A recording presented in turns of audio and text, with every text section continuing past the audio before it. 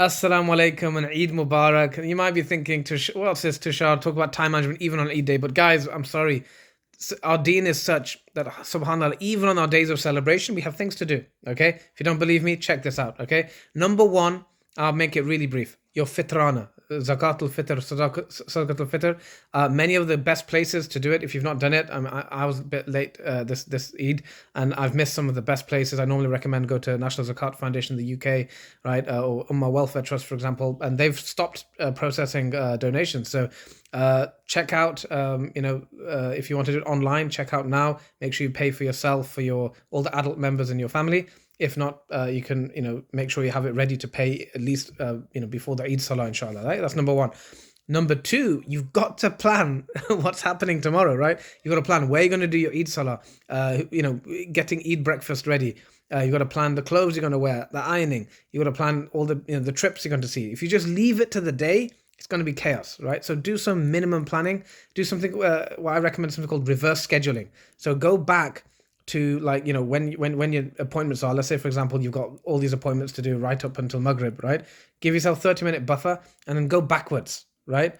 And then you'll work out, I need to start. I should have started half an hour ago, and you get started, right?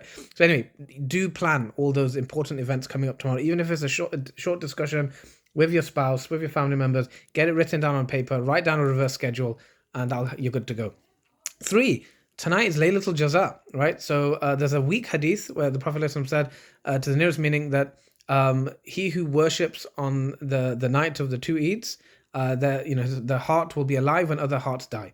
So it's a weak hadith, but as we know, the scholars act upon weak hadith, and so it becomes a recommendation, and that's why our scholars and righteous Muslims from the beginning, from the time of the Sahaba till at this time, they traditionally would either stay up this night or they would do some worship. So what I recommend you do is don't forget this night. Do something, we've been doing tahajjud every single day, inshallah, because of Ramadan.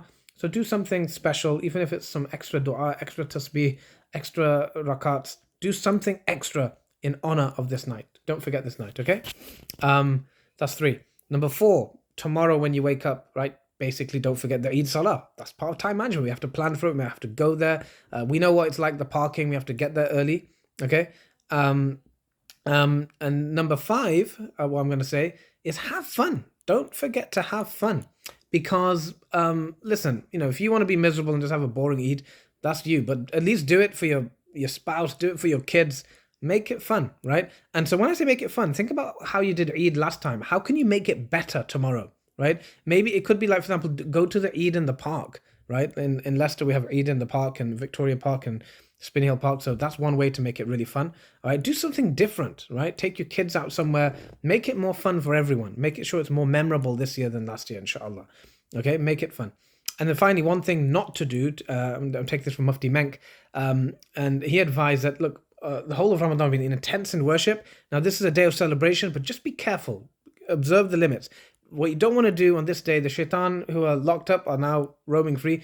You don't want to kind of go to the other extreme and start making riba, like sitting with your tongue, or dressing inappropriately, or looking at that which you shouldn't be looking at, or missing salah, or delaying salah. So just be careful and remember, give shukr. The Muslims, when we celebrate anything, that's why we start with the Eid salah. It's about praising Allah for this blessed day. So I hope these 5 reminders and one thing not to do was useful. Pray for me. Have a fantastic Eid, and I'll connect with you in a few days, inshallah. Assalamu alaikum.